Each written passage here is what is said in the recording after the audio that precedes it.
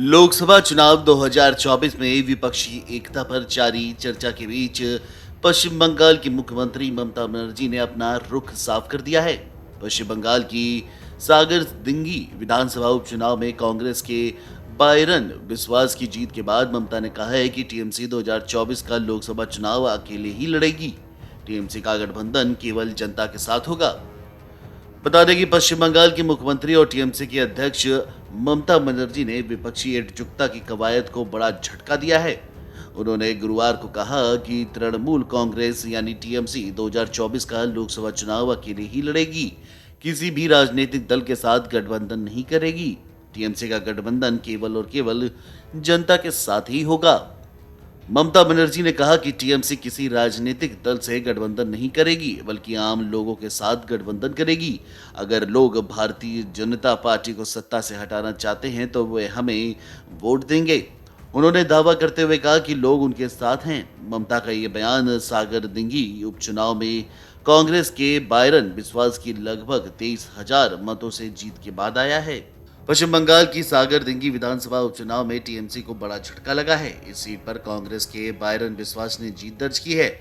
दूसरे नंबर पर टीएमसी के देवाशीष बनर्जी रहे। उन्होंने कहा कि भारतीय जनता पार्टी, कांग्रेस और भारतीय कम्युनिस्ट पार्टी मार्क्सवादी या सीपीआई-एम की अनैतिक साठगांठ के कारण कांग्रेस के सागर दिंगी उपचुनाव जीता है। उन्होंने कहा कि अगर आप सागर दिंगी में भाजपा के वोट शेयर पर नजर डालें तो ये करीब 22% था।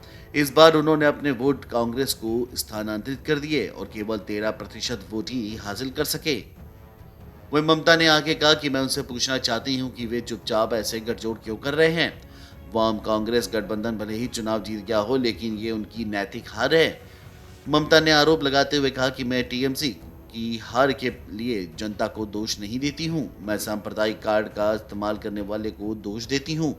उन्होंने दावा किया कि भाजपा और कांग्रेस के साथ साथ माकपा के बीच लेन देन का रिश्ता है।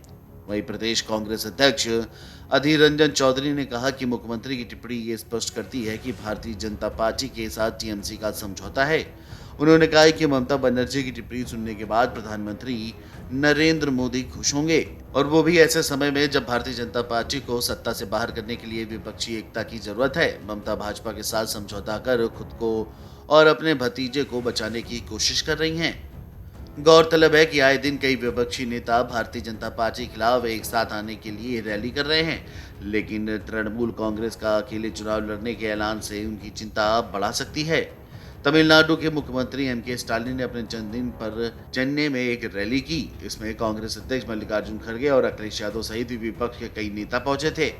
इस दौरान भारतीय जनता पार्टी के खिलाफ सभी नेताओं ने एकजुट होने की बात दोहराई थी।